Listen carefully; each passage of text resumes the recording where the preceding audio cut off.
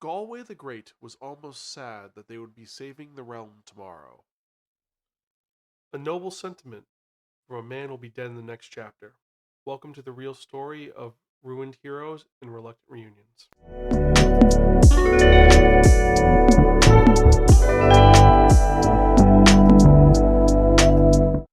I'm Zan, konnichiwa, aloha, buongiorno, and what's up? Hope you're excited for another episode of this awesome podcast as we enter into the fifth installment of Spiraken's 45 by 40 project, and we're going to be talking today about This Will Be Fun by E.B. Asher. This is a book written by three authors going under the pseudonym E.B. Asher, and it is the story of, well, a group of heroes who, after 10 years, have to come back together from some rough things in their past to determine what's going to happen. How are they going to deal with this and attend the wedding from hell?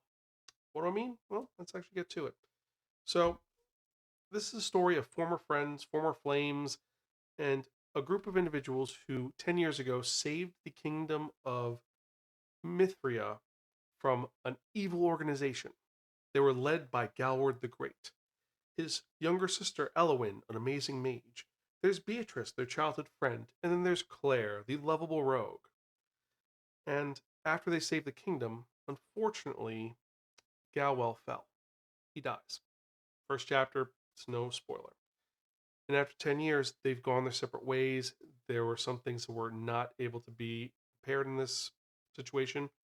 And in the 10 years that have happened, the kingdom has prospered, life has happened, and the queen, former flame of Galward, is getting married. And she's invited the heroes of the kingdom to the wedding.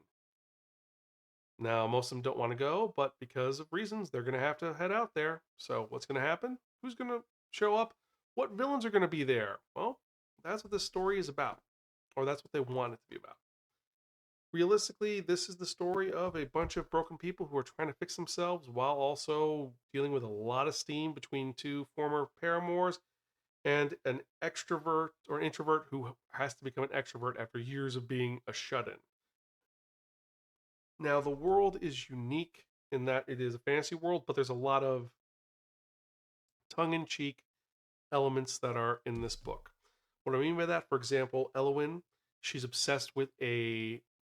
Every week there is on the magical orb, they show a drama that she watches and she writes on a scroll in a bunch of little chat rooms almost about this story, and she's obsessed with it, obsessed with specific characters. And her former friend Beatrice love this show. They don't watch it anymore because they are not talking. But that's kind of one of the elements. Another thing is that Claire has a bunch of cosplayers who actually cosplay as him for the big event of the hero of the what is it? It's the Festival of the Four Heroes. And so it's kind of cool there. There's some other elements, including the fact that there is a rideshare service involving carriages. It's a lot of little modern tongue-in-cheek elements, but that's just flavor for the world. The world is kind of well built. However, here is the problem. The problem with this story is that it doesn't know what it wants to be. There are three cooks in the kitchen, which is fine. I get that 100%. And if you have a consensus and you know what you're doing, a story can flow amazingly. However, here's where it goes wrong.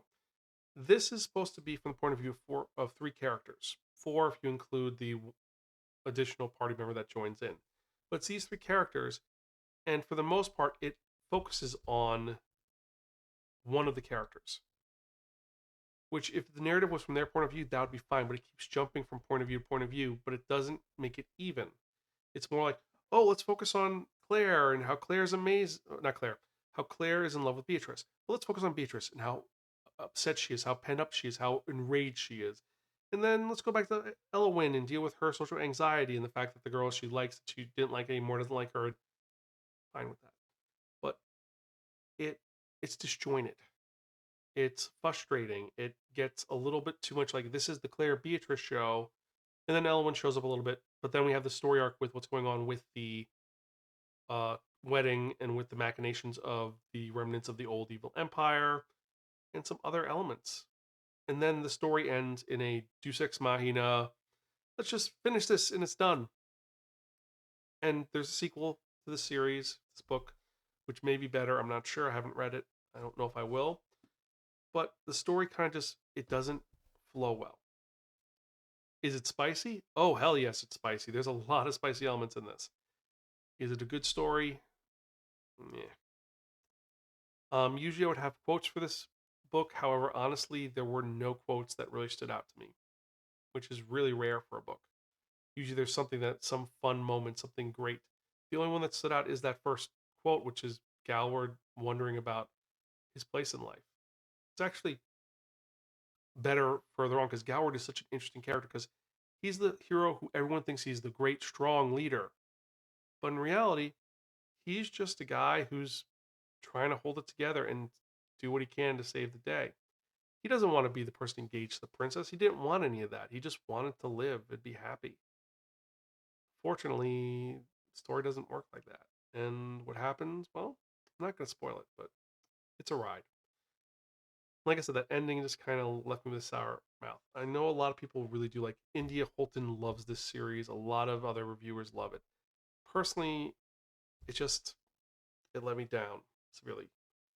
Now, while I am saying a lot of rough things, there are a lot of good elements to this. There are some elements that are intriguing, engaging, and there's some moments that made me laugh out loud.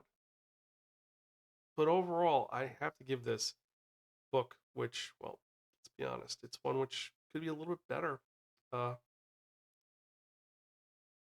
this will be fun by Abby Asher. A gift from your crazy Aunt Mira, okay, but in the end, forgettable. As the moral goes, a quest undertaken by too many authors may save the realm, but it cannot save the story from themselves. And that's my thoughts about this book.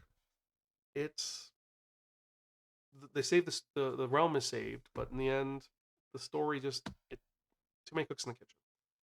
Now, if you've read this and you agree with me, you can email me personally at Zan, that's xan@spiraken.com, or tweet me at Spiraken. Let me know your thoughts. And I'm sorry this episode is a little short, but as you can tell, I'm still getting over the cold that I had. That's why I didn't post last week. I'm going to be posting 4 episodes this week. I'm going to try to do what I can with it. But on the plus side, I do have the next book already prepped and ready to go. So the next book that we're going to be talking about is going to be The Deal of a Lifetime by Friedrich Bachmann, the author of My Name is Ove, and also Beartown. Is this going to be good? Is it going to be bad? Well, I'm most likely going to get you to this in the next 3 days because I might do this by tomorrow after I do the manga review because honestly, this is a short book. It's under 100. Is it 100? It is. Oh yeah, this is literally under 100 pages. This is 60 pages. I'll get this. I'll get this to you within the next couple days. But hope you enjoy this episode. Anyway, as usual, I am your host Zan. I'm Gonzville. Catch you guys next time, and as always, keep reading books.